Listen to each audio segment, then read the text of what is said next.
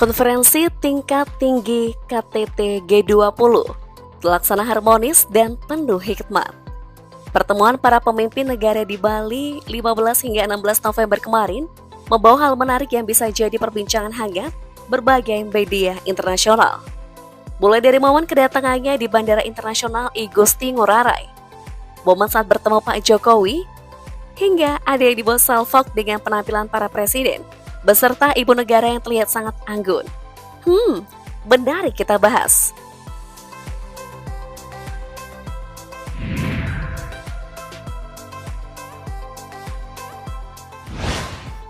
Group of 20 atau yang dikenal dengan sebutan G20. Inilah forum kerja sama ekonomi internasional yang beranggotakan negara-negara dengan perekonomian besar di dunia. 19 negara, satu lembaga Uni Eropa terhimpun di dalamnya. KTT G20 kali ini, Indonesia menjadi tuan rumah untuk kali pertama, mengusung tema Recover Together, Recover Stronger, atau Pulih Bersama, Bangkit Perkasa. Penunjukan Indonesia sebagai presidensi G20 2022 telah diumumkan 2 tahun lalu saat berlangsungnya G20 Arab Saudi di Riyadh 21 hingga 22 November 2020. Kala itu, Indonesia ditetapkan untuk memegang presidensi G20 dari tanggal 1 Desember 2021 hingga akhir tahun 2022. Dengan penuh hormat, Indonesia jadi tuan rumah KTT G20 yang ke-17. Yap, tepat sekali, diadakan di Bali.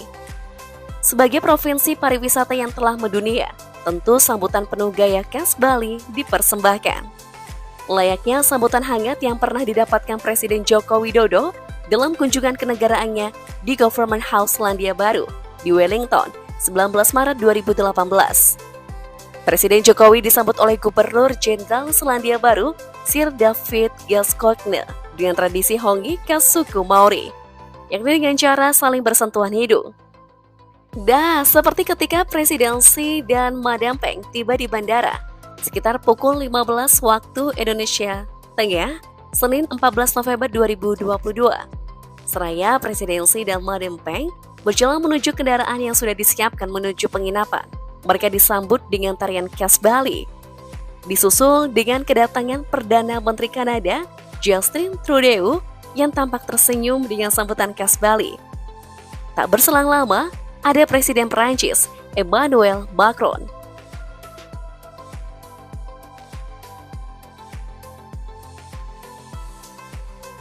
Beberapa jam sebelumnya, Presiden Turki Recep Tayyip Erdogan tiba lebih dulu, yang bahkan langsung melakukan pertemuan bilateral dengan Presiden Joko Widodo.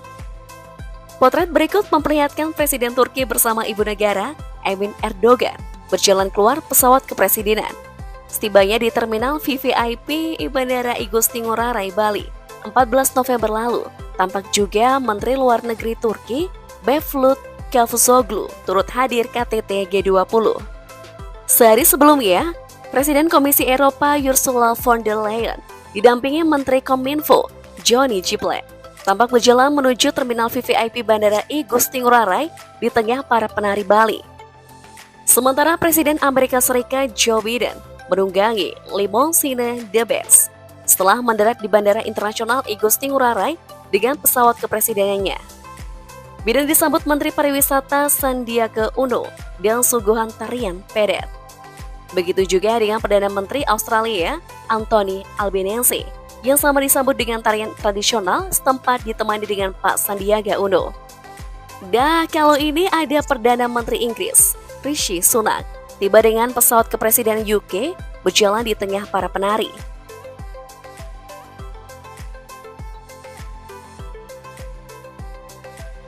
Tercatat sebanyak 17 orang hadir dalam konferensi.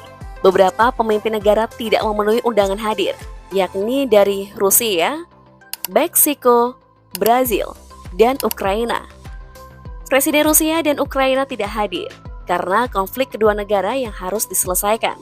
Namun Rusia tetap mengirimkan Menteri Luar Negeri, Sergei Lavrov. Sementara Presiden Brazil, Jair Bolsonaro, disebut masih dalam masa transisi setelah pemilihan umum di negerinya. Adapun Presiden Meksiko Andrés Manuel López Obrador tidak hadir karena memang disebut tidak pernah keluar dari negaranya.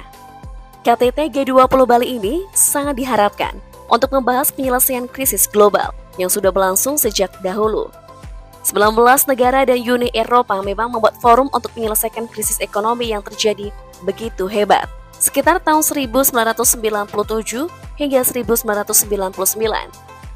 Nah, salah satu agenda di forum G20 termasuk menyoal kecaman terhadap sikap Vladimir Putin terhadap Ukraina, yang sangat memberikan dampak besar terhadap perekonomian global. Harapannya tentu saja memperkuat koordinasi global melawan tantangan ekonomi. Bersama Uni Eropa, Presiden Joko Widodo ingin mendorong agar perundingan melalui Comprehensive Economic Partnership Agreement mengalami kemajuan yang signifikan. Bukan hanya untuk Indonesia, Jokowi selaku Ketua ASEAN 2023 pun menginginkan kerjasama ASEAN dengan Uni Eropa kian meningkat.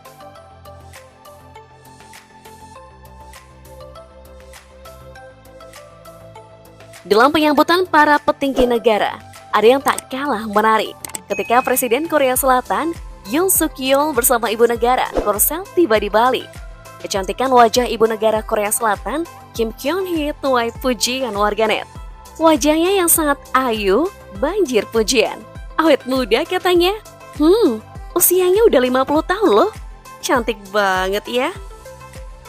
Tapi nih, dari kedatangan para petinggi negara, ada hal yang tak kalah menarik tersorot pemberitaan media internasional, yakni souvenir arak Bali, salah satu oleh-oleh KTT G20 Nusa Dua Bali. Yap, tentu saja minuman ini diproduksi langsung dari petani lokal. Terbuat dari bahan lontar dan kelapa, dicampur dengan rempah, madu, dan buah-buahan, sampai menghasilkan varian rasa yang bikin candu.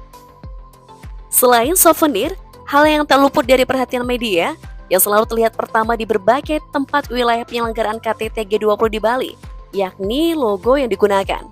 Ternyata bukan sekadar logo, ada makna dari pemilihan logo yang dipakai. Siluet gunungan pada logo G20 Indonesia 2022 memiliki arti perpindahan babak menuju pemulihan ekonomi dunia yang lebih inklusif dan berkelanjutan. Sementara motif kawung yang terdapat pada gunungan bermakna semangat menjadi lebih baik dan berguna bagi sesama. Warna merah gunungan tak lain ialah simbol dari bagian bendera Indonesia. Warna biru pada tulisan G20 Indonesia 2022 melambangkan jati diri Indonesia sebagai negara maritim. Dan di tengah gunungan juga terdapat salur tanaman, merepresentasikan semangat pemulihan hijau, inklusif, serta berkelanjutan. Wow, logonya benar-benar Indonesia banget loh ini. Logonya keren, souvenirnya satu lagi, wajah Indonesia jadi tuan rumah KTT G20, pastinya infrastruktur di Bali. Untuk itu pemerintah mempersiapkan jalan tol yang menghubungkan antara Bandara I Gusti Ngurah Rai dengan Nusa Dua, yang sudah ditata ulang menjadi lebih cantik. Sedangkan untuk penginapan delegasi, kawasan Nusa Dua menyediakan sejumlah hotel dan villa eksklusif dengan pelayanan terbaik.